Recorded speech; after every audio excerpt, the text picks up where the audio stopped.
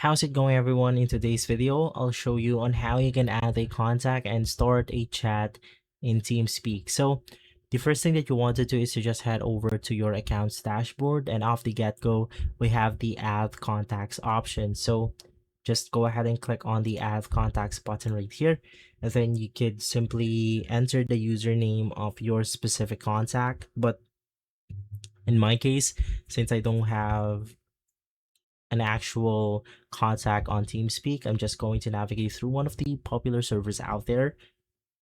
And to finally chat with your contact, you can just simply double click on the profile icon.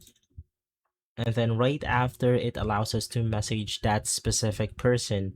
So maybe we want to go ahead and say hello. We could do it easily right here. And right after, you should be good to go.